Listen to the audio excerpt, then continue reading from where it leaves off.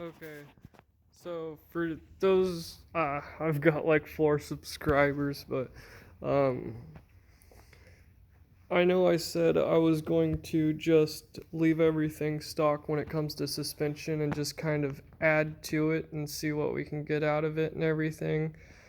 Um, Black Friday was just too much of a tempting deal, so what I'm gonna do, I've got the rear sway bar, 22 millimeter coming.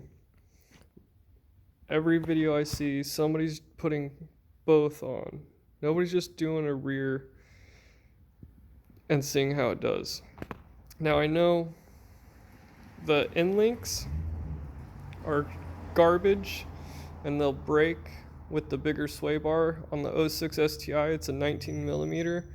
So we're gonna go from a 19 to a 22. Now it's got 3 settings. So the one closest to it'd be the back of the car, will be a 21 millimeter. Then you go to the middle one, which would be 22 millimeter, and you go to the furthest one, which would be 23 millimeter.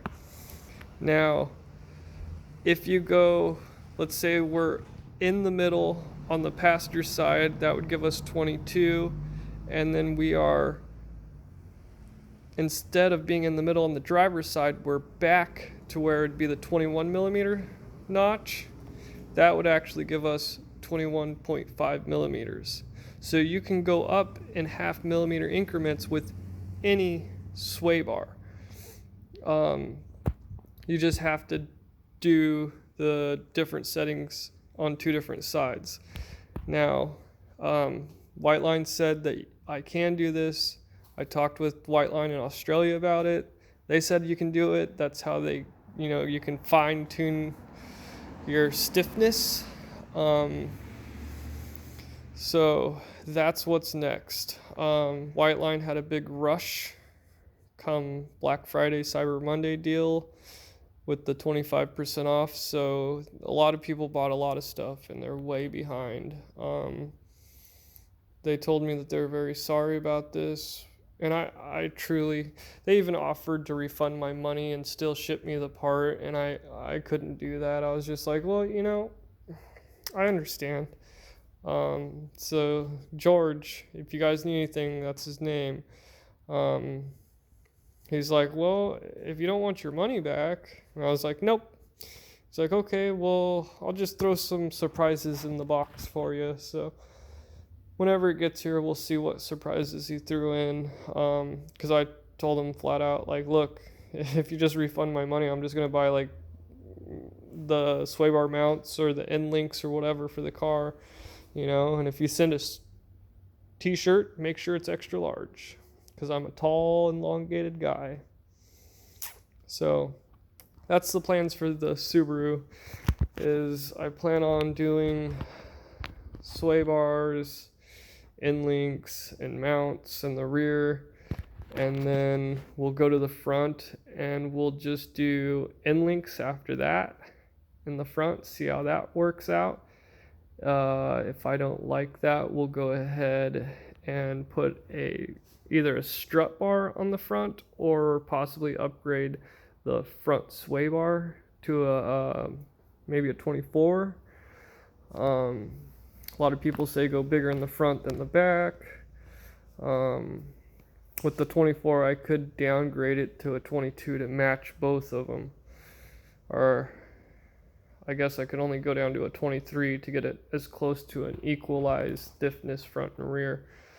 But that's possibly what I'll do. I'll probably go 24 front, 22 rear, and end links all the way around. On these cars, if you guys are doing adjustable sway bars, you'll need to go with adjustable end links. The reason for this is the solid polyurethane like Perrin or Cartboy, those types will only fit at the recommended bar size. So if you got a 22 millimeter bar, it'll fit on the middle setting for 22 and 22 only. You won't be able to downgrade to 21 or upgrade to 23. you'll have to stay at the 22. So if you want that adjustability, do not go with the polyurethane solid end links. Gosh, I'm pretty sure that's the gist of the info on sway bars, and I'll go back over the info again when it gets here, when we go to do the install. And then I've got a surprise for the channel. I picked up, I guess it's not really a channel, it's just me crying about shit on YouTube. So anyways, I got a 2015 Nissan Titan, and we're going to pull the motor, transmission possibly, all the wiring, ECU, all that stuff is going to come out of that car, and it's going to go into like a Nissan or Datsun 240, 260, 280, something like that, maybe even a 300Z. I found one for like $400. I found a 280 for $400. So I'm gonna get the sway bars and end links and mount and everything sorted, and then after I get that,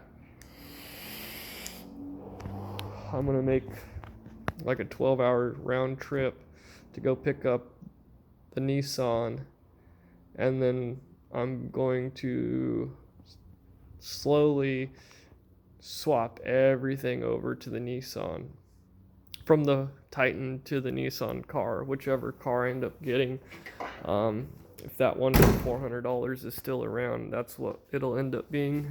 It's kind of like a garbage blue, and I'm gonna paint it myself. We're gonna do everything ourselves, and I'll walk you through it all.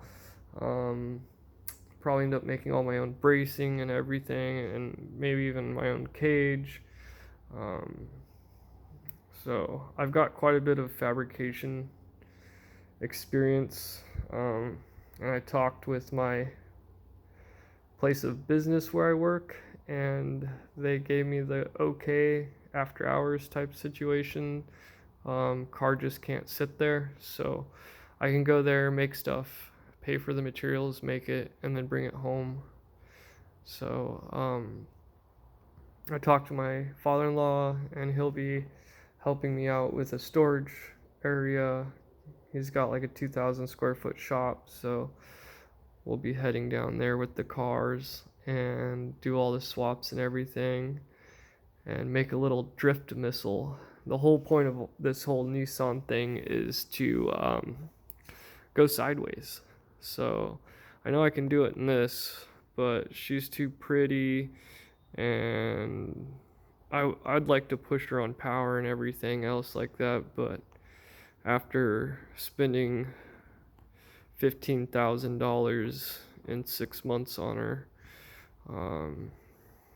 I just don't want to do it again right now, especially with having an extra kid in the house and everything. So yeah, that's what's in the future.